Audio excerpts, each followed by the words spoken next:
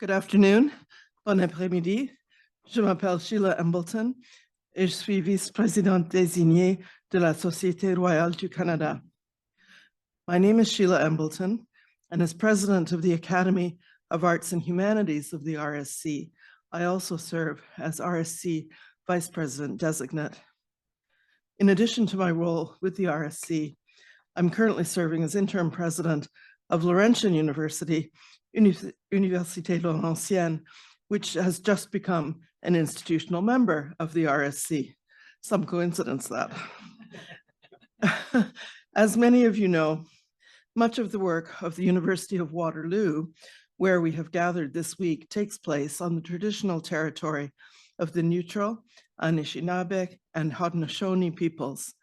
The university's main campus, where we are, is situated on the Haldimand Tract, the land granted to the Six Nations that includes 6 miles on each side of the Grand River.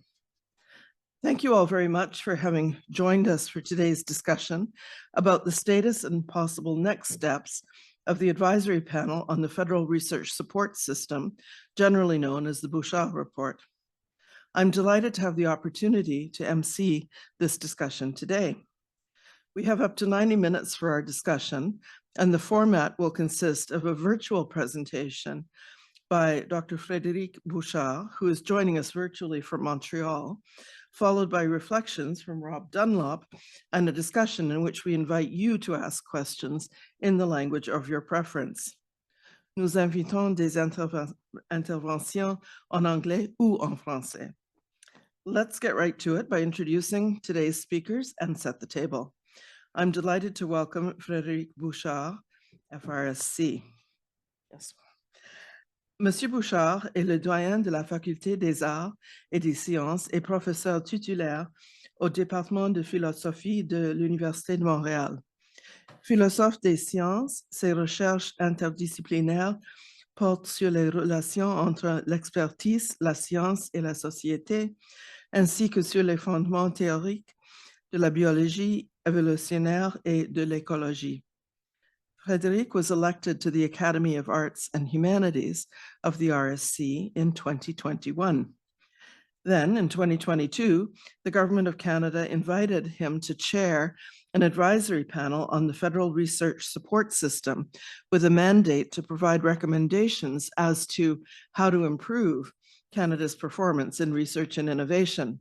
In a moment, I will invite Frédéric to offer an update on the status of that report, its findings, its aspirations, and possible next steps. Following his remarks, I will invite Robert Dunlop to offer reflections on the Bouchard Report in the context of his career in the Canadian Public Service. Rob retired from the federal government in 2015 after serving 6 years as the Assistant Deputy Minister for Science and Innovation at Industry Canada. He was responsible for the department's relationships with the granting councils, CFI, and other organizations supporting science. Prior to joining Industry Canada, he served as at the Assistant Deputy Minister level at Finance Canada, where he co-managed the Economic Development and Corporate Finance branch between 2004 and 2009. Early in his career, he served on the personal staff of a finance and industry minister, where he covered science issues. Since his retirement, he has taken on several paid and pro bono assignments, including as advisor to the Secretariat supporting Canada's Fundamental Science Review. He was also the principal drafter of the proposal for a national quantum strategy for Canada. He sits on the boards of Snow Lab in Sudbury, somewhere I have now visited, and the Healthy Brains, Healthy Lives CFREF at McGill University.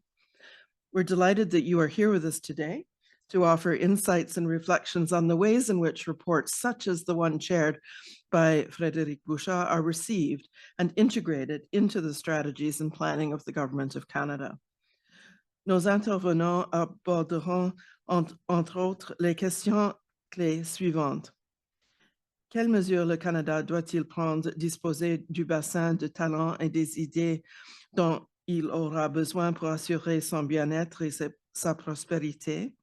Et quelles sont les conditions requises pour favoriser la réalisation de recherche d'envergure mondiale. Today, and thanks to Frédéric, Rob, and those of you in the room, we hope to deepen our collective understanding of how Canada can ensure that it has the talent and ideas it needs to support its well-being and prosperity. So with that, I would like to invite Frédéric to greet our colleagues and offer his remarks. Frédéric. Thank you. So I should just let you know first that I cannot see any of you. I'm just seeing a screen with an RSC logo. So you'll have to interrupt me by voice because I won't be, I can't see you. So anyway, so how much time do I have for the first segment? 10 to 15. Yeah, I think the idea was 10 to 15, but yeah, I'm not holding anybody tightly to anything. Good. So please let me know if I ramble on. I apologize for not being with you all. I was hoping to be with you in person. And actually, when I became a fellow of the society, my wife found in a used bookstore this booklet that I was hoping to bring to the meeting, which is the Montreal. It's a booklet, a handbook from the Montreal meeting in 1891. Anyway, so I'll bring it to the next meeting and show how much progress we've all made. Basically the report, the work of the report was conducted from October of last year to January, and it was a work that was at the behest of ISED, so Industry, Science and Economic Development, with Ministre Champagne, and Health with at the time Ministre Duclos, and obviously, as you all know, CIHR basically funds research in health and is tied to health, and the other funding agencies are tied to ISED. And our recommendations were intended to focus on governance and structure issues. But obviously, if you want to talk about, how do different actors in the funding ecosystem work together, at some point you have to talk about resources. And so I won't go through all the recommendations today, but basically just to give a rough idea on how these issues have been received by various stakeholders. So we conducted various consultations online, interviews with various stakeholder groups. We had a town hall at CSPC last year, and we discussed our not our recommendations, we didn't have them at the time. We discussed these issues with international peers. So we had the opportunity to discuss, Canada's standing in research and innovation with the director of the National Science Foundation in the United States, the CEO from the French CNRS, the member of the leadership team at UKRI, a representative from Norway, and a government representative from Germany. And with all of the Canadian consultations, both online and in person, overall, we interact with about 1,000 people in our organization. So a pretty broad spectrum of stakeholders in the research and innovation ecosystem. And roughly, there were some gaps that were quickly identified. What does Canada do well, but what does it not do so well or as well as it would want? And basically, the gaps were mainly around interdisciplinary research. So our funding agencies are very good at supporting investigator-driven research, mostly in disciplinary inquiries, but interdisciplinary research is more difficult to support currently in Canada. There was a gap in mission-driven research. We tried to avoid the distinction between basic research and applied research, because honestly, and this is more the philosopher of science than the chair of the panel, but it's difficult to actually really draw a sharp distinction between basic research and applied research. A stronger distinction that deserves, I'd say, a more serious treatment would be between investigator-driven research, where the researcher or the scholar or the scientist is the one proposing the question that deserves an answer, and versus mission-driven research, where there's an external need that is, or opportunity that is expressed, COVID being the kind of the most obvious recent example, where there's an external need and then researchers propose avenues of investigation. So the investigator-driven research, there obviously many expressed that there weren't enough resources to conduct such investigations at large scale in Canada, but where there is an organizational gap was mainly around mission-driven research, where there isn't right now an instrument to support it. The last gap was really about international collaborations. Because the Canadian ecosystem is, and this is one of the findings we make in the report, we offer in the report, is that the Canadian system is highly fragmented because there are many actors. We talked about the Tri-Council and CFI, but actually there's also CFAR, there's MyTax, there's Genome Canada, and there are other funding agencies. And even though they play well with each other, there's goodwill, their mandates are not coordinated, and there's not any overarching strategy, guiding their ambitions. That makes it difficult for both within Canada, right, to identify the correct agency to partner with, but it makes it very difficult for international peers to establish programming with Canada at large scale. So interdisciplinary research, mission-driven research, and international collaborations are the biggest gaps in the current setup of the Canadian ecosystem. And we propose the Canadian Knowledge and Science Foundation as an instrument to coordinate efforts in general, but coordinate efforts especially on these mandates. This is complementary to the existing councils. So what we stress in the report is that the existing councils and CFI do a very good job supporting investigator-driven research. It's slightly more complicated than that for CIHR, but I won't go in the details right now. We can go into details in the discussion. But basically, instead of, we should keep what's working well. We should put more resources into these agencies so they can do their job. We should simplify and clarify their mandates so they can focus more on investigator-driven research, and then do the mission-driven research and the interdisciplinary research and the large-scale international collaboration projects at the CKSF, right? And this is, we do not think that just putting more money in the status quo would answer Canada's problems, frankly, in the research innovation sphere. But we also don't think that, just starting over is a good idea, since we have good parts to begin with. So that's in broad strokes. There are other issues about, we mentioned SNOLAB earlier. We make detailed recommendations about major research facilities, such as SNOLAB, but there are others in Canada. So we can come back to that in the discussion. I should point out, in maybe the last section of my intervention here, that kind of the general outlook outside of the scientific community, I should stress. So outside of academia, there's kind of this mantra that Canadian research is fine or is good, and that the problem is in innovation, where Canada is not good. I would say that this perspective is half right. It is true that Canada is not good in innovation, broadly construed, but it's wrong to say that Canadian research is fine. Actually, there are various ways of measuring Canada's decline on the world stage in the scientific sphere. And this will not be surprising, but over the last 20 years, investments have stagnated or declined in various aspects. And whereas other countries have increased their investments in research and innovation. So it's not that, Canadian scholars, researchers, and scientists are very good. That's not the issue. We recruit better than ever, but we don't have the means to pursue research at internationally competitive levels.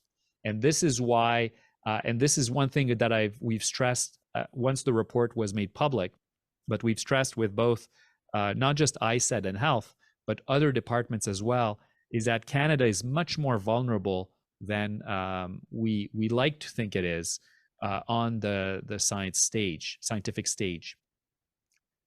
Nowhere is that more visible than how we treat our graduate students and postdoctoral fellows. This has been in the media in various guises, but let me say it once again. The basically salaries and stipends and fellowships for graduate students and postdocs have not been increased in the last 20 years in Canada. And so this has material impact on, whether Canada is competitive or not, because, initially when we published a report, we were expressing it in terms of risk of brain drain, but actually since the report has been made public and the anecdotal stories that have kind of fleshed out our understanding of the situation, we are actually in a brain drain situation. First of all, top-notch talent right now is leaving for other countries, and they're leaving with their graduate students. So that's kind of the visible part of the brain drain. But there's the less visible part of the brain drain where more and more graduate students are not completing their PhDs. That's brain drain right there. So we seem to see, oh, but we've got a lot of graduate students. Yeah, but do they complete their studies in a reasonable amount of time? And there's brain drain there. And also there's more and more of these graduate students that decide not to pursue careers in research. So our overall research capacity in Canada is declining, and that will affect every single aspect of Canadian well-being and prosperity in the next few years. One last number to illustrate this, roughly, so if we look 20 years ago, Canada had, so these are OECD numbers. Roughly 20 years ago, Canada had 7.5 researchers per 1,000 people. And this is all over society. This is not just in universities. This is in industry and government and so on. So 20 years ago, 7.5 researchers per 1,000 people. Now, and this, we were slightly above the OECD 20 years ago. Now we're at 9.4 researchers per 1,000 people, which is roughly OECD average. So we've declined, even though we've increased, we've decreased relatively to our peers. Just to give one contrast, South Korea 20 years ago was way below OECD average with 5 researchers per 1,000 people. Now it's at 16 researchers per 1,000 people. So this shows that it's a public policy issue. If a country in 20 years can go from below OECD average to best in class, this shows that these are big challenges, but that we can address them if there's a will. I speak about 9.5, I'm throwing lots of numbers at you, but roughly what it means, Korea has about 52 million people. We're at roughly 40 million people. So we're in the same league, if you will, population-wise. But by the increase of investments it has made in research, it means that South Korea has around 500,000 more researchers, 500,000 more researchers than Canada has. And that's 500,000, that's 500,000 people that can patent things, discover things, translate research results, and so on. If we don't think that this is something that Canada needs to address quickly, I would ask all our elected officials, and I do actually, is how will you ensure our well-being and prosperity for the next decades, if not by a strong ambition and the strategy and the plan to enact it to ensure our well-being and prosperity? And right now, well, our report tries to offer recommendations to address this, but if they're not acted upon, I'm an optimist, but I'm sorry to finish on a slightly somber note. But what we're observing right now, unless there's a strong action, is Canadian decline in research, and this will have material impact on well-being and prosperity in Canada. It's a somber note, but I'll finish there, and I'll get back in the Q&A on on the various receptions that we've had since presenting the report. So thank you very much, Frédéric. And now we should move on to Rob. Great. Thank you very much, Sheila, the kind invitation. And thank you, Frédéric, for presentation and your service to the science community. I've been following you for the last couple of weeks, and he's kind of the James Brown of science in Canada, the hardest working man in rock and roll. So as Sheila said, I was asked to reflect on how reports like this are received in Ottawa based on my experience. And I tried to determine where my value added would be. There could have been many things, and I decided to, instead of spreading the peanut butter thin, as that's a sin that Canadian science policy is supposed to be guilty of, I dive deep on one issue. And again, like Frédéric said, we can cover all kinds of things in the discussion, and please do. So where I was headed was to look at the culture in Ottawa that has received this report, and one element of that I think is very important. We've all heard that management consultant cliche about how culture triumphs strategy. And like most cliches, it's not all true, but it's repeated a lot because there is some truth to it. I also want to begin with just a few caveats, because otherwise every point I make will have to be wrapped in cotton batting. And so there are some assumptions that I'm making that we can relax as we get into the discussion. Decision-making in Ottawa is highly centralized and subject to many influences. And my perspective is just one, and I don't claim to have the universal knowledge. There's lots of people in this room. I see Sylvain, I see Janet Helliwell, who have different perspectives. And I know when I talk to them and their participation in the decision-making process, my views change from time to time. And so again, I'm just going to say what I think and my experience, and recognize that it's just one person's experience. I will be focusing on the kinds of things we think about in Ottawa, but recognize that in the kinds of change that Frédéric is talking about, and it's the report, that comes through the clash with the provinces, with universities and individual researchers. I'm talking about what Ottawa does to organize its own thoughts before engaging, and that's what the synthesis is, the clash between all of those elements.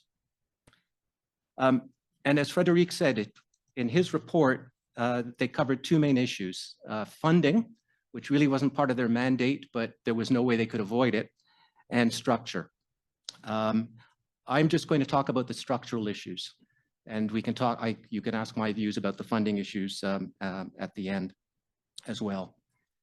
And while critical, you'll hear that I'll be critical of the current culture, but I really don't want to be blaming anybody. My experience over my 30-something years doing this was I worked with people of talent and goodwill who were doing their best to make a system work. And given that I had some influence in shaping that system, I'm also not keen to blame myself for the problems that we've got today. So you won't be getting any masochism from me very much. So with that behind us, the premise of my talk is that history matters and path dependence is determinative. And I'm going to argue that the system that we have in terms of structure hasn't changed very much from the 70s or 80s, which was before the big reinvestment in Canadian science that happened starting around 2000. And that legacy weighs heavily on the decision makers of today, whether they're conscious or unconscious of it. And I was just talking to Chad Gaffield before this session about his frustration with dealing with a new generation of decision makers who are subject to this legacy, but maybe not as conscious of it as they should be. And that's a real issue. So we sometimes forget just how small the science investment was at the federal level before about 2000. Between 2000 and about 2006, in real terms, that investment tripled.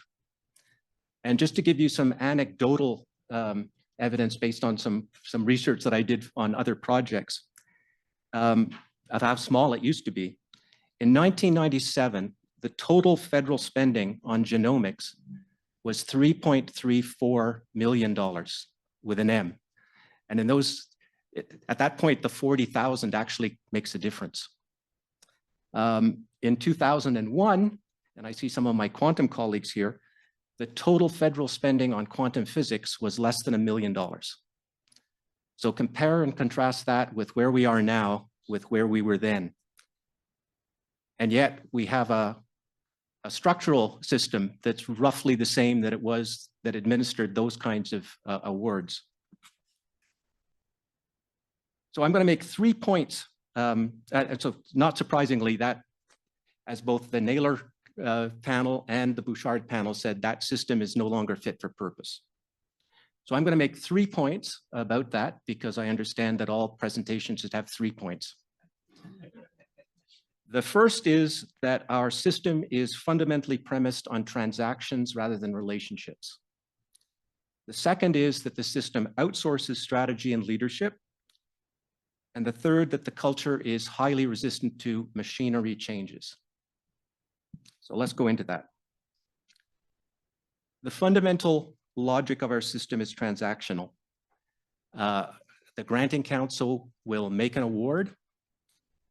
The project is undertaken, the project is completed, and that's the end of the story. In that world, there are few externalities to that decision or that work. Organizations can work autonomously and don't have to really worry about what they do, the implications for others. Again, that was the world of before 2000, when you're spending $3 million on genomics. Even when the CFI was created, the implicit understanding was that the institution would buy, say, a mass spectrometer. The university would sign a piece of paper saying, yes, we have the resources to run this, and we don't need anything else from you. Once the machine is in place and the funding is done, the relationship is over. Move to the next transaction. We clearly don't live in that world anymore. As awards got bigger, the externalities of individual decisions became ever more important. For example, creating 2,000 CRCs puts a huge pressure on the core programs of the granting councils, on CFI, on everything else. Yet those decisions are taken autonomously. We saw the creation of major research facilities. Essentially, this was done by accident. As CFI awards got bigger, universities cleverly put them together, and all of a sudden, instead of having a mass spectrometer in a lab, you've got an MRF. Well, there's a category difference between one piece of machinery and a major research facility. And I suffered that because the university signed those pieces of paper saying that they had the resources to make all of this run, and they didn't. And ministers of finance weren't too thrilled when these hostages were created, because then it's all of a sudden, well, it would be a terrible shame if all this money you put into this large facility came for naught because we can't run it. And so basically governments were blackmailed into responding to what had been created. This is where you need a relationship as opposed to a series of transactions. And that, again, is a fundamentally different kind of relationship than we've got today.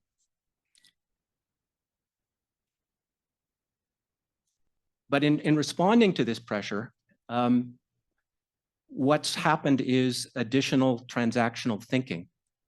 So new programs were introduced, but they were also premised on a kind of transactional mentality.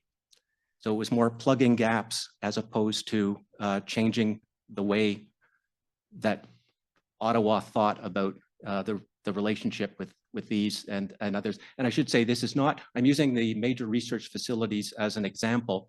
I think there's many others where the relationship is now the rational approach as opposed to the individual transaction. So why are we stuck in this trap? I'd say part of it is another element of the culture, which is the outsourcing of strategy and leadership. Originally, I think this was an inspired idea in the early days, because what we had was a severely underfunded system, and nobody on the government side had a strong sense of where the strengths or the potential of that system were to be found. So the granting councils and then CFI and others were given broad latitude to make investments based purely on where excellence could be found. This obviously strengthened the transactional mindset, and each organization was allocated resources according to its own criteria with little system concern. Later, some general priorities were added by government, but as I recall one granting council official saying in the middle of this, the great thing about these priorities is they really don't exclude very much. So again, we allowed the system to go where it would. And in some respects, that was really interesting. Through competitive processes, we built a very strong national capacity for quantum science. A couple of CERCs, a couple of CFREFs. That was very good. But again, I don't know if we can continue that kind of thinking. I remember as officials, our logic at the time was, well, let's give the universities the tools and they can figure out how to use them better than we can in Ottawa. And again, I think at the time that was the right way to do. And I think there's a lot of strength and vibrancy in the Canadian system that came about as a result of that.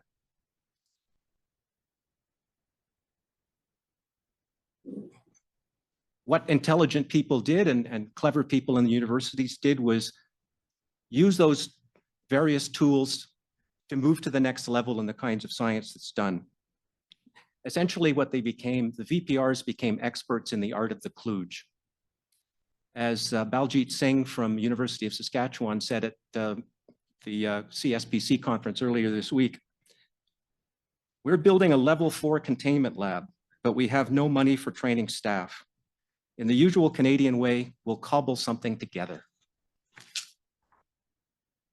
I looked up the definition of kludge for this presentation. The one I found was, quote, a workaround or quick and dirty solution that is clumsy, inelegant, inefficient, difficult to extend, and hard to maintain. Does that sound apt? So clearly this can't continue. There's a need for fundamental change, both in culture and organization to support a relationship paradigm where it makes sense. And I'd say, I'm not talking about everything. We still have the space for the individual buying the mass spectrometer, doing the small researcher-led study. This isn't everything. But here we come up against another element of the culture, the great reluctance to make machinery or organizational changes. The only two experiments that I saw over this period was the legislation around CIHR, which gave it a very different kind of mandate. But as David Naylor and others have pointed out, the other elements of its mandate beyond kind of granting council was never funded. And so they essentially don't do it. It's not an NIH. The other one that I studied more in detail is Genome Canada, which was really defined as a relationship agency, but governments lost interest in that very quickly. And those elements again fell away. So, as I said before, hesitant to change, the governments responded to systems problems by putting money into transactional types of programming and kludging. And as I said, this is very limited. Now, a reluctance to engage in adventures in reorganization isn't necessarily a weakness. And I know from talking to, when I was working in the industry and finance departments, talking to my international colleagues, they were often jealous of Canadian stability as they put endless amounts of energy and effort into constant reorganizations that didn't take them very far. We just recognize that that's our culture. But I think we've reached the point where if there's a high bar for organizational change, we've reached it. But now keep in mind, if there's a very high bar for change, we better get it right. So I'll end, in contrast to my friend Frédéric, on an optimistic point, which people who know me around here will recognize as a change in my usual approach. So clearly governments sense the need that something needs to change. Otherwise, they wouldn't have commissioned the Naylor and Bouchard reports with similar mandates. I think the responses on issues of organizations and coherence have been complicated as they inevitably come with pressures for additional funding. We really need to find a way to decouple these two pressures because it's, in some respects, very easy to respond to funding requests by just putting money into the system. But I have fear that putting more money into an unreformed system is going to make requests for future funding ever more difficult. We have to achieve that reform to demonstrate that the money can be spent well and in a sensible manner. So I think we really need to hammer home some of the absurdities of the current system to further the case for reform. You have to change the system because we're doing things that just don't make sense. And I can talk about some of those in the discussion if you'd like. The time for real reform will come, and I think that the Naylor and Bouchard reports really provide a foundation for action. So taking wisdom from the brilliant British sitcom Yes, Minister, I am now going to quote the politician's syllogism, which is, something must be done. This is a thing, do it. So thanks to Naylor and Bouchard, I think we have solid thinking behind a thing. And that sets us up for the doing when the appetite is there, which it should be, if not now, very soon. Thank you.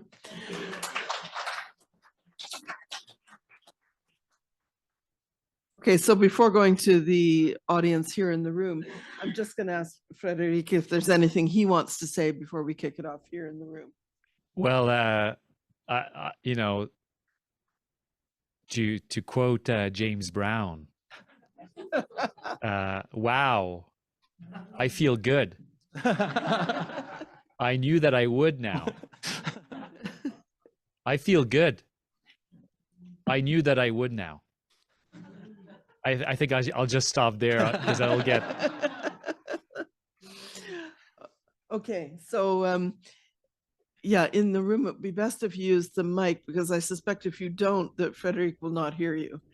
So, open. Salut Frédéric, Sylvain. Si tu regardes ton courriel, je t'ai envoyé 2 photos.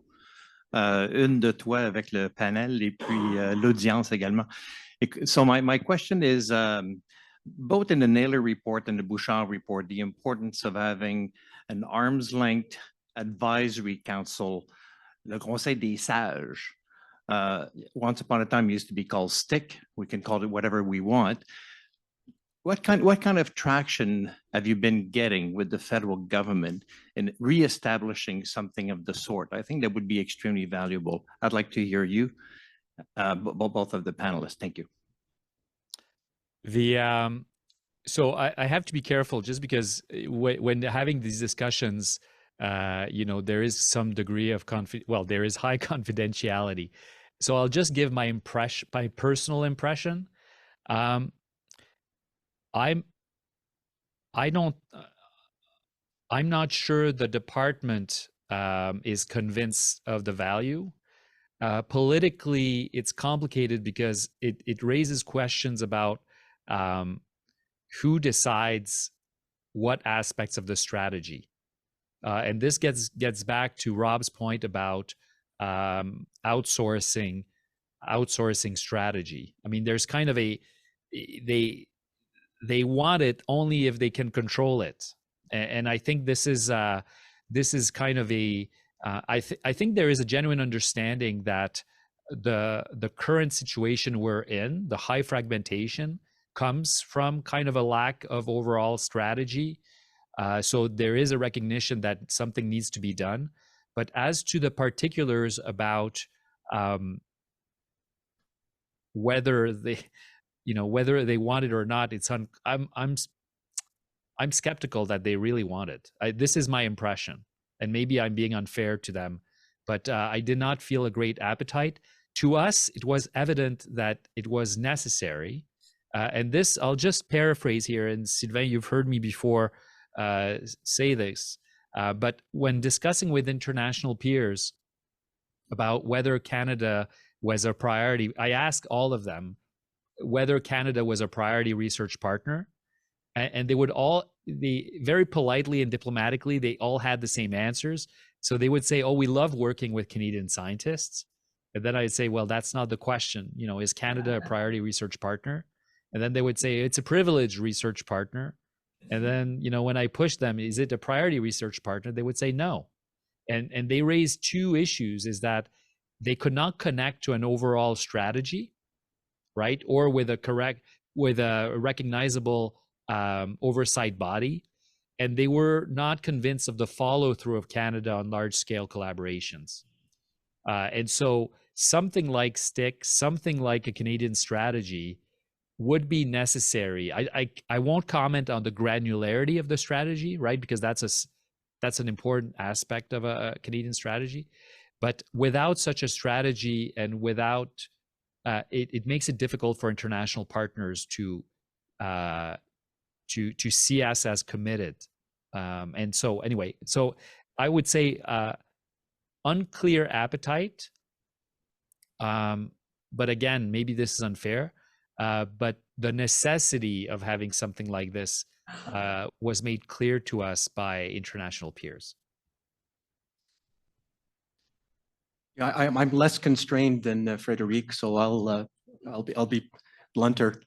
At the CSPC last week or this week, Paul Wells said governments are awash in advice, and generally they want the advice that they want, and they don't want the advice they don't want. And so I think in terms of the structure that Frédéric and the panel proposed, you want to probably have an inside-outside. So the outside could be the board that is out. The government doesn't expect it to be carrying the government line, and an inside that is part of the public service that is delivering the programs and doing the changing the culture to relationship that the government doesn't expect to be criticizing it or being inconvenient. And I think that's the way that you could achieve this. My experience with these have been with STIC and others.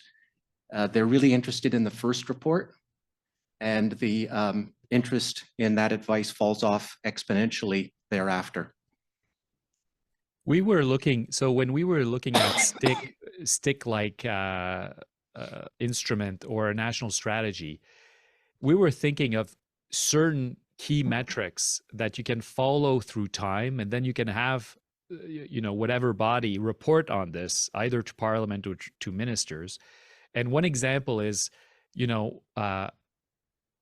what's the percentage of PhDs that work in industry, right? You could follow talent, right? So the strategy is not so much about saying, we should look into green hydrogen versus blue hydrogen, right? I mean, that's a very high granularity strategy, but there are more high level things about, what are the number of publications? How are we going towards open access? What do we do with our PhDs, right? And this is these are indicators that actually have very, very important impacts on Canadian society, and that something like STIC could follow and report on. And then, of course, it could have more specific recommendations in terms of science strategy, but even high-level ones would vastly improve Canada's standing. Because you could see the slide in, let's say, PhD graduation rates, and or do industries recruit masters and PhD? What do we need to do for them to pursue it? And and this is the last time I'll do it, but I just need to, because I pulled the lyrics from the "I Got You, I Feel Good" song. I'm just, this is the last time. I'm sorry, I'm doing this too long, but the way government feels about advice and basically about some of the science funding. And this explains why we try to have the councils focused on investigator-driven, so high degrees of liberty vis-a-vis government, and with a specifically mandated mission-driven instrument where the relation should be closer between need and the community, or government and research. Government, the feels with scientists, and I'm quoting James Brown here again, "When I hold you in my arms, I know I can do no wrong. When I hold you in my arms, my love won't do you no harm." And so government feels that it should have more, I'll say, control on scientific output. Scientists obviously want more funding with high degrees of liberty. And I think, what a more balanced approach is, say, you've got the councils to support research with high degrees of freedom, and mission-driven research is a way to express government or economic or societal need more explicitly, and then researchers contributing to such need in a more visible fashion. So it's kind of recognizing that it is legitimate for government to have mission-driven needs, but making sure that it doesn't distort all research activities, because we do need a lot of investigator-driven research.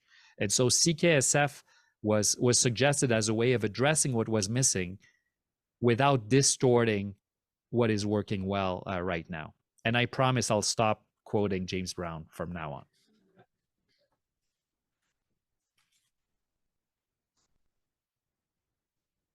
So thank you very much. I'm Ibrahim Karimi from University of Ottawa. I'm a quantum physicist. So Mr. Dunlop and I, we had several phone conversation and discussion, and also several email exchange on the national quantum strategies.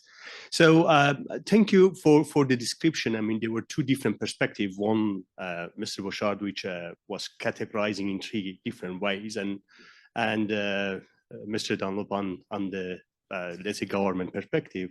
One thing that Mr. Bouchard raised is the number of researchers per capita, which is really warning. Significantly, I see it in the community that happens.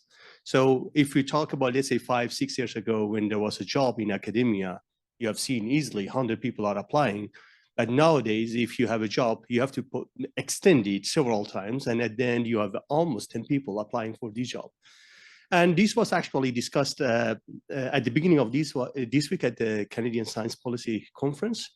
And that was shared among all of the other colleagues, and they raised exactly the same point, that the number of researchers, not only in academia, but also in industry, they are significantly lower than the other countries. And we have no idea, and of course, money is one of the, let's say, the elements, but there might be some other elements like immigration, the weather, many other aspects, which should need to be discussed. But is there any strategy, a national strategy that we can take and resolve this problem? Because I'm quoting Sylvain, once he said that talent is a new currency. We should believe in this, because we know the startups and all, let's say, industries based on the new talents of the people. So is there any strategy that we can take to resolve these problems? Thank you. Rob, do you want to start, or? Why don't you start, Frédéric? So when a number that is, in a lot of the media around R&D in Canada points to the percentage of GDP that goes towards R&D activities. And Canada is low right, is very low and getting lower. And that's a big object of concern, right? So what it means, and again, sorry for throwing numbers, especially without PowerPoint, but roughly 20 years ago, we were OECD average in terms of R&D expenditures on R&D. And we're one of the very few rich countries that has been declining in terms, again, it's in percentage of GDP, whereas a lot of rich countries have actually increased their percentage of GDP in research. Now, what's a bit more complicated is that in other countries, a lot of the investments have been done by businesses. So the reason that there are more R&D expenditures is not because government is putting more money, but it's because businesses are investing more. Canada, there's very little investment by businesses in R&D. And I'm putting this out there so Rob knows way more about this than any of us in this room, so he can contradict or put more context into this. But basically, Canada will always be at a disadvantage business-wise because we have a larger proportion of the overall economy that are small and medium businesses, right? So those have more difficulty investing in R&D. So it is the government's job either to invest more or to change the incentive structure so businesses invest more in R&D. The biggest incentive are called SR&ED credits, tax credits. And honestly, I don't remember, I think it was maybe Rob or somebody else during CSPC, but they've been under review because it's seen as a suboptimal, this is polite, instruments since 2006. Maybe it was you, Rob, that mentioned it. Anyway, like the biggest tax credit that exists to really incentivize businesses to invest in R&D is seen by almost all actors as not working, or actually we know it's not working because there's not enough investment in R&D.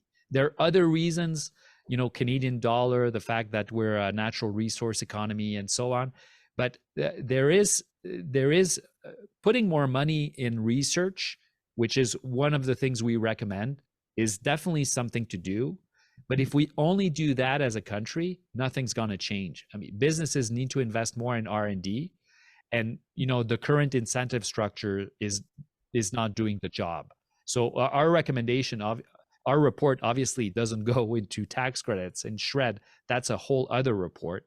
But there is something to do on the business R&D in part, and this obviously won't cover all aspects of research and innovation, but that's something that Canada does poorly right now and that other countries have done to a much higher level.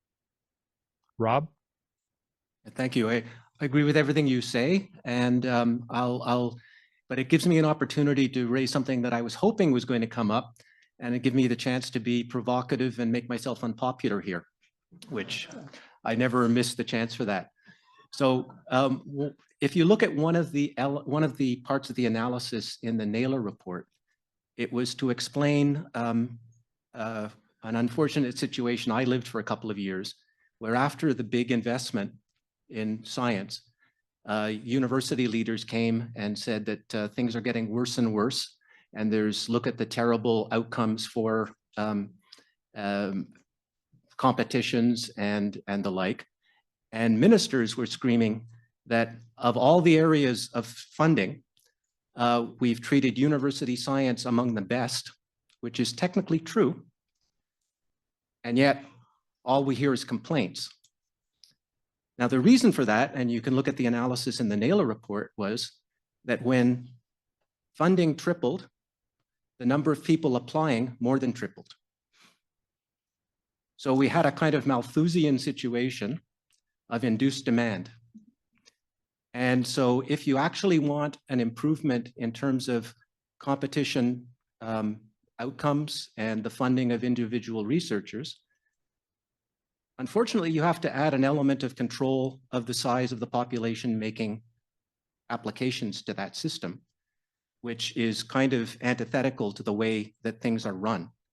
But I think that on and I'm speaking, Frédéric spoke on the industrial side, I'm speaking on the university side, would be a logical consequence of actually improving those elements. Because if we see, as we hope, additional funding will be provided in either the economic statement or the budget, if the value of that is immediately eaten up by an expansion of an unplanned and spontaneous expansion of the system, we'll be in the same situation we are now. And my former colleagues at the Department of Finance are well aware of that. I think that's part of the reason why there's this reluctance. It's, well, no matter what we do, there'll still be poverty. And so we can't solve this problem without, as I said before, changing the structure, changing the organization to prevent that hamster wheel of a situation. Rob, I have a question for you along these lines. Okay. Because I take your point. I'm a dean, so if we get more fellowships, we'll recruit more PhDs, right? So it's kind of a. I should point out that Malthus gave us Darwin, and Darwin gave us adaptation. So it's not, it's not all bad. But the question to you is that when discussing science investments, is there somewhere kind of in government, kind of I want to say a philosophical reflection on where should the Canadian economy be in 20, 30, 40 years? And I don't mean just in terms of GDP or productivity, but like, do we want to be, I hate the expression knowledge economy. I prefer knowledge society because it's not just about the economy, but let's take knowledge economy. Like, is there a discussion where we want to raise the quality of the talent pool overall, right? For tons of reasons, productivity, discovery, innovation. And so maybe it's a great thing for Canada to have, would be a great thing for Canada to have double the number of PhD it does now, if it utilizes those PhDs. If it doesn't, then it's just an expense. But if it's seen as, investments in human resources, but that would take kind of a way of saying, let's shift from a extractive economy to a knowledge economy, but that would mean you need truly to change your HQP base. And so having much more PhDs is part of the solution. The other part of the solution is businesses should be hiring PhDs, which they do in Germany, in the United States, in Switzerland, and so on, but that Canada does not. And so is there that type of discussion somewhere in government that, we need to be much more ambitious about the role of knowledge in Canadian economy and society? I would say in the best traditions of a bureaucrat, yes and no. I think it comes up more in the context of specific sectors like AI or quantum or biosciences after the pandemic. But the real challenge is that I think both in government and in business, it's not the Canadian way to look to science for solutions in the way that it is in other places. I'll give you an example. The Department of National Defense runs kind of a mini DARPA called Ideas that they reluctantly took on. And what they're supposed to be doing is funding science and technologists to solve problems that they bring. The trouble is, it's been around for about a decade and they've never bought one of the innovations that had been created through this program. And essentially they'll say, well, we're not interested in experimental solutions. We're interested in off the shelf that we can buy. And John Hepburn, and essentially the logic behind funding my tax at the federal level was exactly what you raised, Frédéric. How can we cajole Canadian companies into hiring PhDs to solve problems?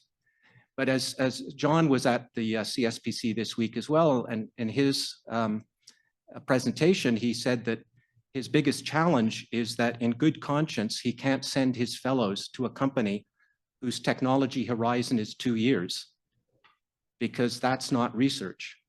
He needs to find the companies that have a technology horizon of 10 years. and there's not very many here. So that's, I think, the challenge. And, you know, on the policy side is recognizing that the demand isn't there. So part of the job is trying to create the demand, both within government and in the private sector. Is that helpful, Frédéric? Yeah, very helpful.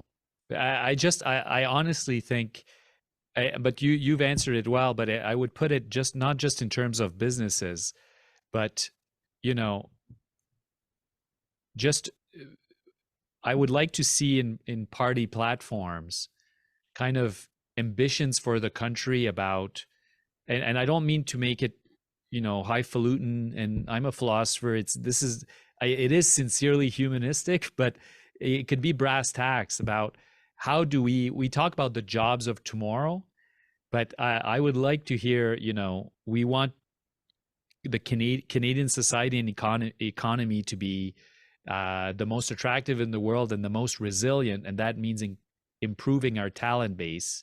And the same way that we talked, I know at least in Quebec, you know, that was a big issue when the CEGEPs were created, so junior colleges 50 years ago, it was saying, oh, the degree of literacy of Quebecers is not high enough, and we need to improve, you know, raise tides so all ships will go up. And I haven't heard that about universities recently in general in Canada, and I think we should.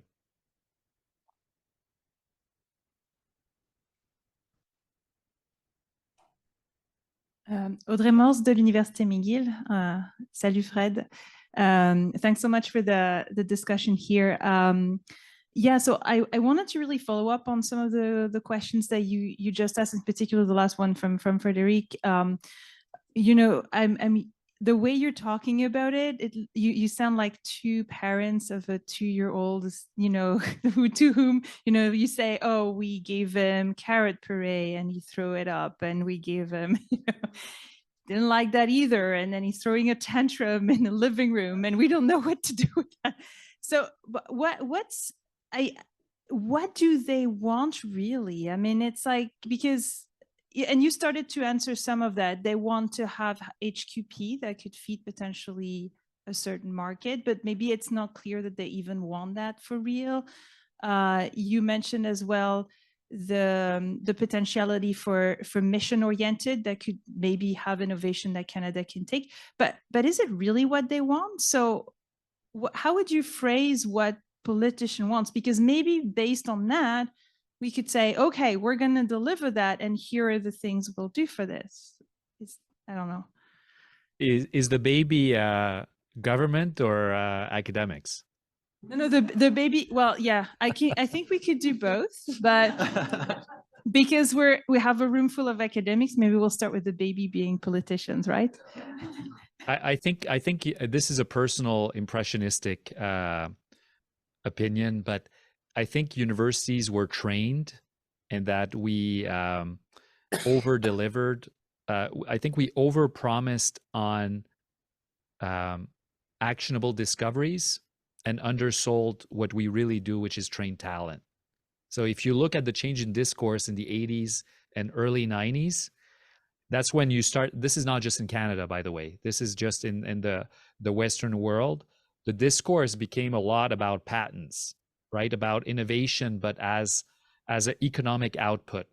And so universities started promising, but again, because they were prodded to do so, and because we're dutiful students, if we're told homework is to talk about patents, we'll say we do patents all day, right? And the discourse about talent was minimized, and I think that's that raised expectations for government when it gives us money for us to generate kind of visible economic growth. So universities just all of a sudden became engines of economic growth, kind of in the discourse. And this is both, but not on the talent part, on the discovery part. And this is, so I think we overpromised on commercializable discovery and stopped telling the talent story, when the talent story is really what is important. I mean, it's not patents are important. That's not the issue, but it's the talent story is always there. And the example I give is that one of my, all of my professors are awesome. But among the awesome professors I have, one is an astrophysicist looking for exoplanets. So planets outside of the solar system. Even if he didn't succeed, right? He does succeed, he does find these planets, but even if he didn't succeed, his PhDs would be highly qualified people that could work in the satellite industry and for defense, for government, and so on. But we shifted the discourse through time too much on the discovery and not enough on the fact that Canada needs talent. And I think the story is shifting in part because the massive investments that the Canadian government is making in certain industrial sectors will only work if there's a really strong, reliable, and competitive talent pool. And not just on the industrial floor, because actually the industrial floor won't have that many people because it will be robots, but if there's a talent base improving intellectual property or generating it. So I think the talent story is what where universities and government should be converging, and that we haven't converged through the years because universities have been over-promising intellectual property, and that has raised the expectations of government that we generate it and that we sell it. And because we haven't done it at high rate, they feel it's bad investment with a low ROI. But Rob, maybe you can qualify or contradict the impressions I have. Well, as prone as I am to contradict, I have to agree with you on this. There's a couple of quotes from that article that David Naylor and Stephen Tuke put out recently that kind of fit in this, that I think builds on what Frédéric said and that I agree with. So he was characterizing the discussions between university leaders and officials now, and it's officials say that the research community should spend less time advocating for more funds and more time sorting out what they can do to boost national productivity, which I think actually is pretty accurate and a reflection of, you know, if the expectation is created on the other side of the table, that's what universities do, then you'll kind of be expected to deliver on that front. So you got to be careful what you sell.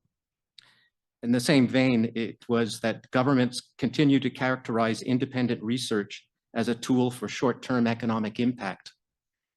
And again, I mean, I don't think that's a space that you want to be. So I think you need to kind of readjust the social convention under which you're operating. Just apropos of what I said earlier, I remember in the mid-2000s meeting with a vice president of research who told me proudly that only about 40% of their retiring professors were receiving grants, but in their new hiring, they were expecting 100% of their professors to be grant receiving. And my question was, and did you discuss that with your funders?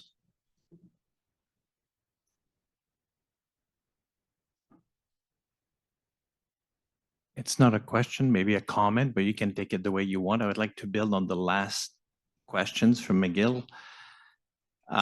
Both of you talked about the business expenditure in R&D or the lack of innovation or overpromise of the university on the innovation agenda.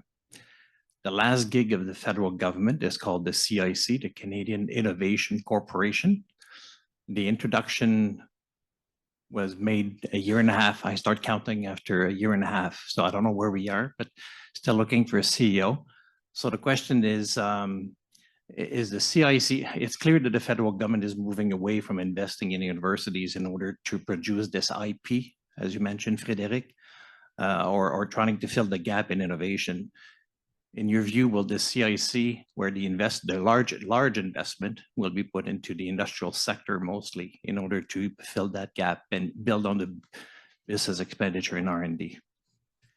Well, I don't know what's happening with CIC, just to begin, but and just to make myself, this allows me to make my thinking more explicit here. I think we've been over promising on innovation. I think we've been under participating in innovation as well. So it's two things. The idea of having mission driven research is in part to have focused participation between universities and industries in a way where there's sustained relationships that were discussed earlier could be developed and nurtured. So it's I'll take an international comparison. You know, everybody marvels at the German system, right? But if you're a university, you marvel at the Max Planck, and if you're a business, you marvel at the Fraunhofers, right? But actually, the reason Germany works is it has both, right? It's because you're having top-notch talent and research development in Max Planck and all of the other investigator-driven institutes, but you have genuine collaborations between universities and industries and Fraunhofers. And it basically, right now, well, in the last few years, it felt like Canada feels obliged to choose between one or the other, when in fact it needs both. It needs kind of a complementary approach. So just putting money in industrial innovation will not work, right? So just putting money in the CIC, if it had worked, we would have noticed it by now. What we need is kind of places where there is tighter integration between academic research and industrial research, but you also need a better support for investigator-driven that's not tied to industry, because that's the talent pool that will migrate when it's relevant to those loci of collaboration. So it's a more complex ecosystem for sure, but what you need is you need the different actors in the system to have clearer mandates, either for collaborating or just to not having to promise to collaborate. So if you look at Max Planck programming, they don't promise, industrial collaboration unless it's relevant. But Germany has other institutions where collaboration is explicitly part of the mandate. If you ask me, I wouldn't have done CIC, right? But I would have done it differently. I see how it could be used, and the way I'm going to put it very simplistically, and that's how I described at CSPC, is that if you look at technology readiness levels, right, TRLs. So when you're closer to one and two, it's basic research basically, and when you get above 7, 8, 9, right, where it's safe to deploy, right, and that you think, let's say commercialization. Well, the way I see it is that basically you would have the granting councils supporting research that's, low TRL. You would have the CKSF handling the transition where it gets to higher TRLs, because there it necessarily gets multidisciplinary, because you're talking about either human technology or human process interactions. So mid TRL would be the CKSF. And then when it gets closer to commercialization, then it should be passed on to business-facing organizations. And I want to say, in a weird respect, not asking universities to do that. It doesn't mean that academics aren't involved, but they play a different role because it's business-facing. But that only works if businesses invest more in R&D as well. I don't know. That was a long-winded answer, but CIC basically, personally, that's not how I would have done it. It exists there. So how do you use it? Well, it exists. It should exist. So how do you marshal it effectively? But if all our efforts go to CIC, instead of supporting, what we call usually basic research and then translational research, there's going to be very little to commercialize at CIC. So you need all of the different actors, but more importantly, you need the linkages between the different actors to be clearer.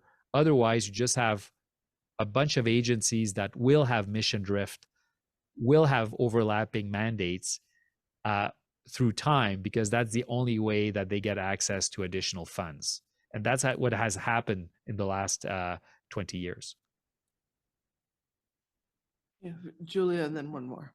Hi, Frédéric. Julia Wright from Dalhousie University.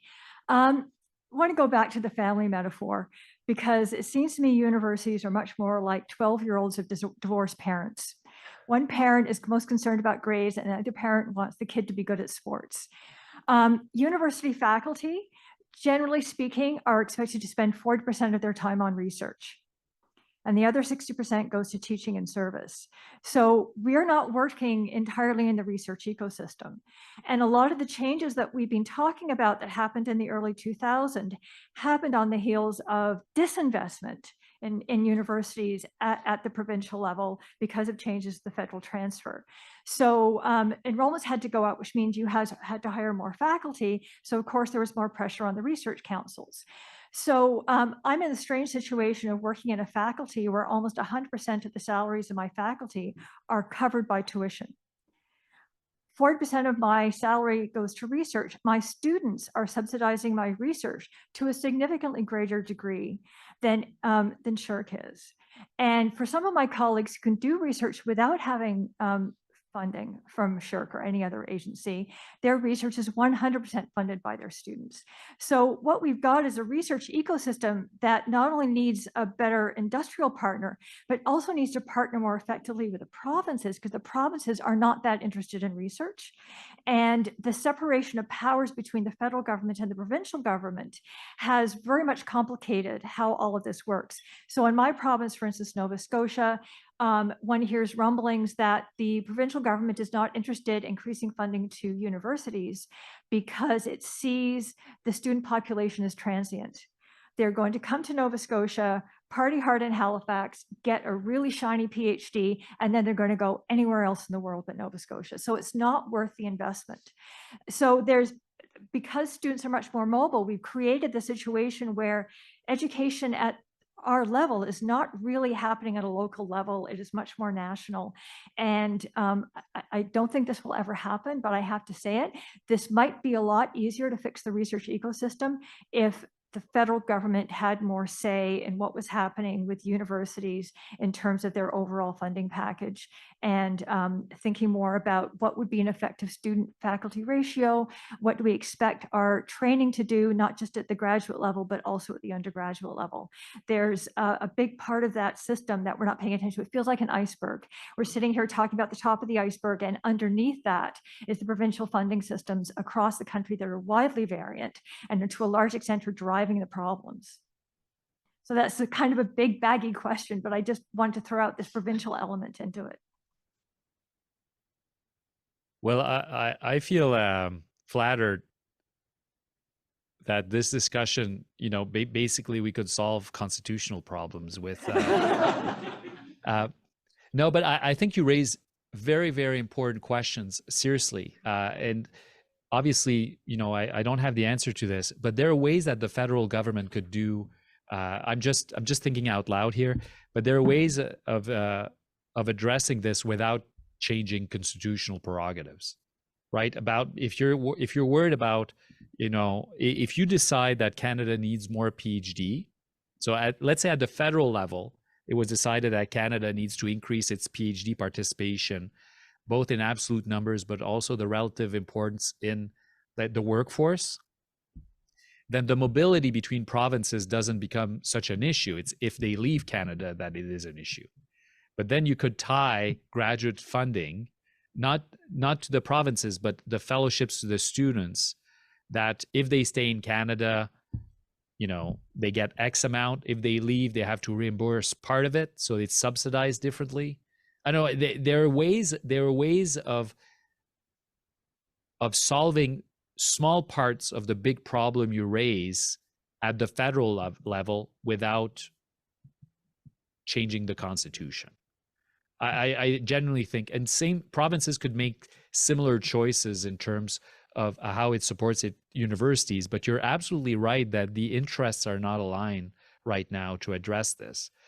In the United States, the biggest change, well, not the biggest change, is because indirect costs of research are covered to a much higher level by NSF and NIH, then basically the federal government, the United States, is pushing for more discovery by highly subsidized universities for conducting research.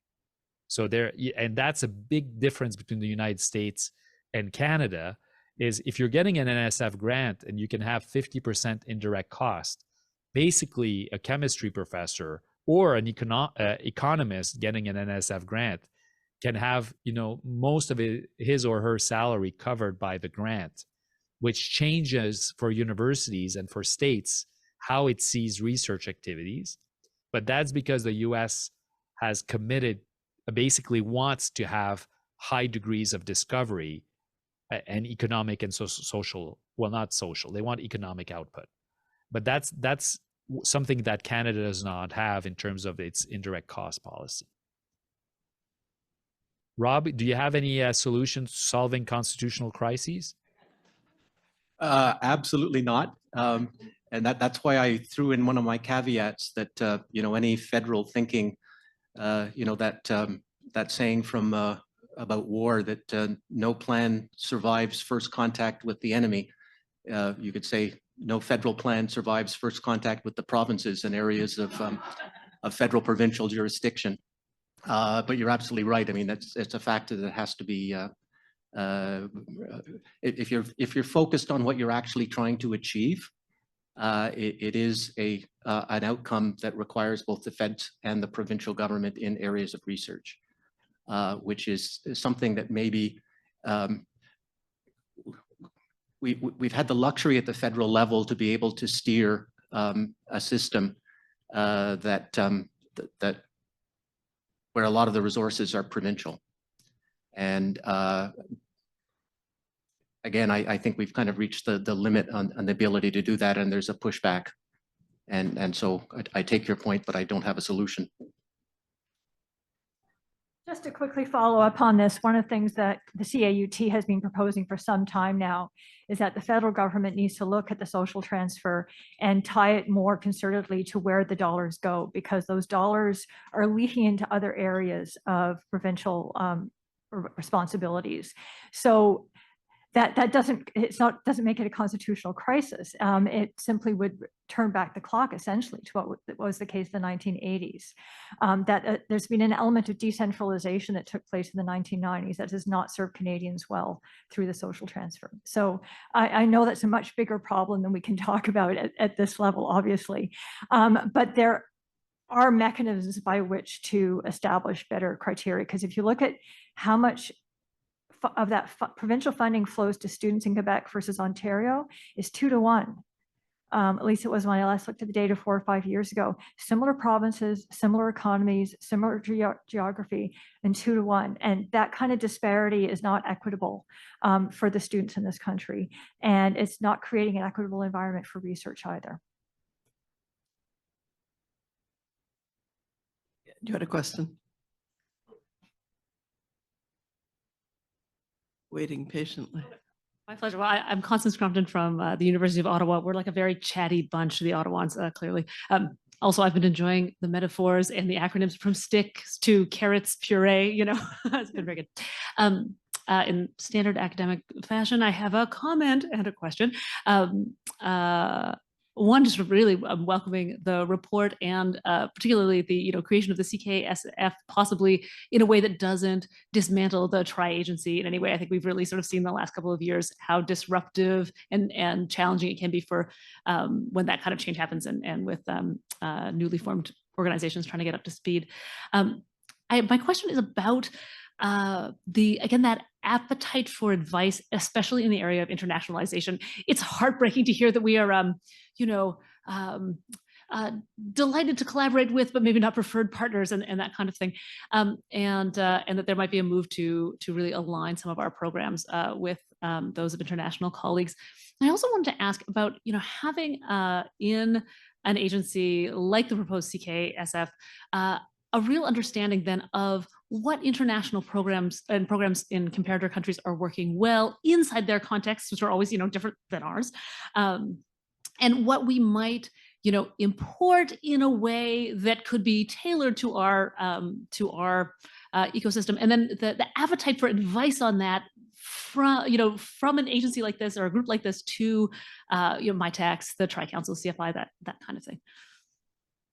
Oh, actually, that's a great question, because it's not basically every country is looking at other countries and feeling like, oh, we're not doing it well. Let's look at other models and other models. So it was fascinating, because when discussing with Germany, and we're putting the German university system, right, is just in a class of its own. And it's not that it's better in all respects, it's not, but certain things it does really well. So every other country, basically they compare some of what they're doing to Germany. When you speak to Germany, they'll say, this is not working. And they're looking at the United States. They're not looking at Canada. I'll just put it this way, but they're looking at other countries. One of the things that we wanted to do for CKSF, it's in the report. You're absolutely right, first of all, that very big disruptions will not help Canada, right? And this is why we wanted to work with the councils and not over the councils, right? So it's the councils do certain things really well. So let's keep them and better equip them to do that. Let's stop asking them to do stuff that they can't do and they don't want to do, but we need it done. And so let's add the CKSF. I should point out that most of the staffing required for CKSF already exists somewhere in the current ecosystem and could be redeployed. So administratively, the cost would be low because you have a lot of the FTEs somewhere in the ecosystem. We have ideas about as to where, but and they could be redeployed to CKSF. The one new need, right? So some additional staffing that would be required. We wanted CKSF to have, let's say, a policy or a policy team looking at where are other countries going towards programming, not just for CKSF, but for the rest of the ecosystem. So let's say the Danes come up with a great new program. You need some sort of team that looks at where are other countries going? Is it working? Is it applicable to Canada? And then sharing that expertise somewhere in the system. So we suggest that it be in CKSF. It could be elsewhere, but right now you don't have this recognizable. I mean, some of that analysis is done within ISED.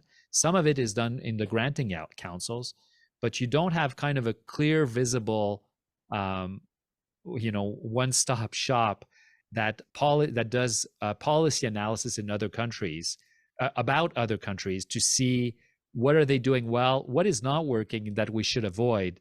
And so that is definitely something we recommend that it be done in CKSF, but it could be done elsewhere. But right now it's not done in a visible, accessible way.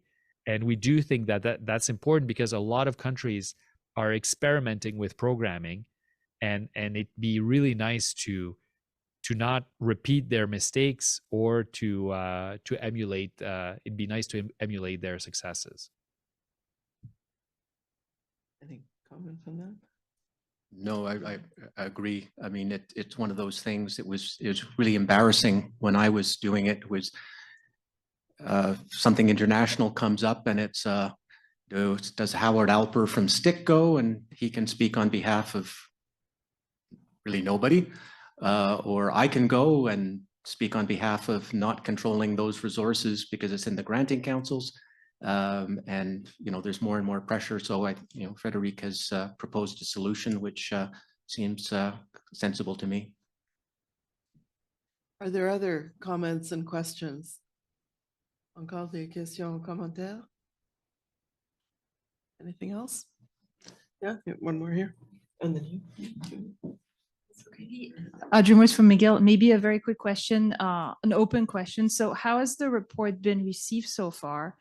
And just can you tell us a little bit the story since we first read it a few months ago?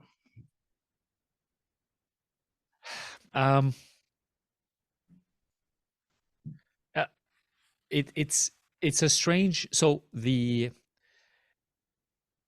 initial response from some of the granting councils wasn't big enthusiasm, understandably, because basically we were saying that just more money in the status quo wasn't the solution to all our problems, and that we were suggesting that a new player should be there with a kind of an important role in the ecosystem.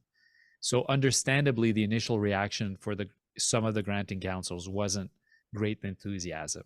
But again, that's kind of a reasonable, I mean, in their position, I would have felt the same way. At the same time, we are advocating for an increase in the budget for the granting councils, in large part to address the moral and strategic necessity of better supporting graduate students and postdocs.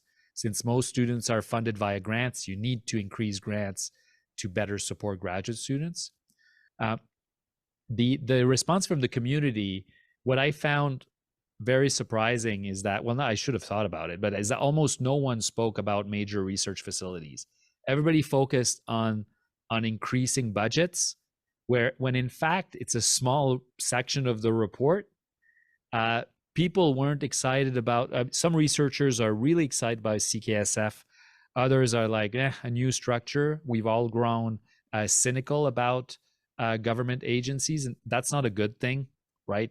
It's understandable, but it's not a good thing. We should address kind of very lucidly what is needed to provide the right tools for Canada.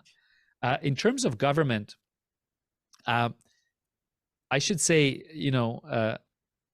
when you ask for a report, and I'm just, je fais un procès d'intention ici. I'm just, I don't know the expression in English. I can't remember it. When you ascribe mental states to somebody else. Anyway, but my hunch is they would have liked a report that didn't provide as much detail on how it should work. So our report is pretty precise. I mean, it gives an org chart, and I mean it's kind of detailed for how this change should unfold. So for government, that makes it a bit more complicated to respond quickly because they have less degrees of freedom to answer it in ways that don't contradict the report. So that makes it slightly more complicated, but at the same time, it gives a clear roadmap as to what should be done. So the overall response for government was positive, but a bit bemused as to how to address it quickly, especially given the fiscal situation that Canada is in right now, right? But so it's kind of, we should do it. These are good ideas, but we don't see a clear path, okay, to do it politically or fiscally, okay? I'll end with this, is that I was getting, first of all, and I said this to somebody in finance recently, our report was mentioned in the budget, in the last federal budget, without any money. And I said that was the kind of the most perverse thing to do, because they raised expectation. I mean, in many respects, they should have, well, not should have. If they had put no money and no mention of the report, that's one thing. If they had put money and mention of the report, that's understandable. Putting no money and mentioning the report, you should have seen my inbox that following week. Like, just because it raises expectation that there will be a response. They have to do something, basically. And I should say that in the last few weeks, it's the first time I felt some degree of optimism that something would be done. Just because the types of questions, I'm still in contact with various people in Canadian government, and they're asking questions that beyond just managing a stakeholder, right? You feel when they're just trying to manage the expectation of a stakeholder. And it's another thing when they're asking questions about scenarios. And so I would say I don't want to raise people's expectations, but I should say that I've gone from earlier this fall, I thought it wasn't going anywhere. Now, you know, I feel slightly less pessimistic. I feel more optimistic just because of the types of questions that they're asking me. Those are questions of people kind of looking into scenarios, but given the fiscal and political situation we're in, you know, don't increase your expenditures in your universities based on that hope, because we're very far from a budget increase, but at least they're asking the right questions. If you permit me, Frédéric gave me a hook for something that I was hoping would come up. And it was related to the, you know, if you create a new organization and ho-hum. But I wanted to give a practical example of what happens when you deal with a relationship issue through transactional means. So a little story. So in 2000, Genome Canada was created, and part of their mission was to have 5 regional sequencing centers that were going to be federal provincial business that would coordinate across the country and be a rational system for the huge data that's going to be generated by genomic sequencing. The federal government lost interest in it immediately, and funding for the centers disappeared, and individual universities started funding very small ones with the resources that were available with the programs at the time. So by 2021, there were 10 technology platforms that got some Genome Canada money, which was very small. These involved 22 partners or host sites. McGill had 4, Sick Kids Hospital had 4, Mount Sinai had 2, and the University of Victoria had 2, and a number of other institutions had 1 or. So we've now got this vast system using small programs. Essentially, they were induced to do something to be eligible for the big science program MSI. So Michael Smith, McGill, and Sick Kids formed CGen to be able to apply to the MSI program, which they got an award for. So now you've got all of those working simultaneously. And what we have now,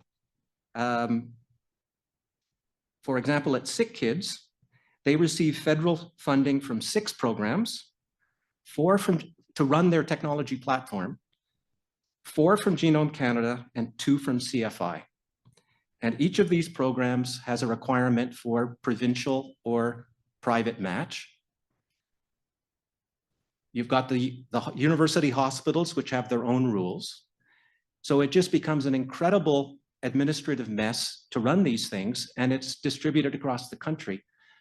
I think that's the kind of thing that really needs to be brought to decision makers to say, you know, solving a relationship issue of we need a centralized big data collection system to deal with this issue. And if you have these tools, this is what you're going to get.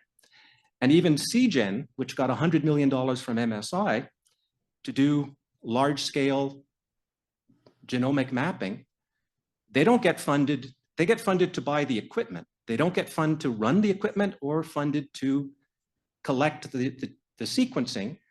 CFI tells them that's research, so go to CIHR.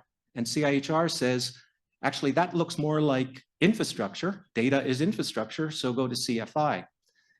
So those are the kinds of situations that Frédéric, you know, has identified. I think you really need to pound away at some of the, you know, the real life consequences of that, because I think anybody can understand that's absurd. Not wanting to end on the word absurd. Any final comments, Frédéric? Actually, it's an invitation to you all, and this is you all have. We know that research is important. We know that it's awe-inspiring and that it brings joy, and you all have partners, friends, or allies that outside of academia that recognize this, right? It's one thing to kind of, we're discussing this amongst ourselves, obviously, because this is a meeting of distinguished academics around Canada, but you need to ask the people, if you're a sociologist working with an NGO on poverty or on international collaboration, if you're a philosopher working with a publisher, it doesn't matter. Just find the people that care about research but that aren't academics, and you have to ask them to just tell their MP that they care about research. And so op-eds are nice, petitions are nice. All of this is part of mobilization, but academics asking for more money for academics is the most predictable thing in the universe. And so you need to mobilize people who derive, if you've given a public lecture on the history of Napoleonic Wars, and you have people who came to your talk from civil society, if only a few made the extra effort of, just writing a short email to their MP to say, that research has actually improved my, my well-being, you have no idea how big an effect that would have. So I would ask all of you for a little homework. Think of 2 people that care about research in civil society and that are not part of the usual suspects, and ask them to just voice it out loud somewhere close to an elected official. You'd be surprised how big an impact that would have. I think that's a big, and that it's far from absurd. And actually, a lot of people would actually derive a lot of satisfaction from helping make research and innovation occupy a bigger space in our collective imagination. Okay, thank you very much. Merci. And thanks everybody for coming and participating, but especially to our panelists. Thank you.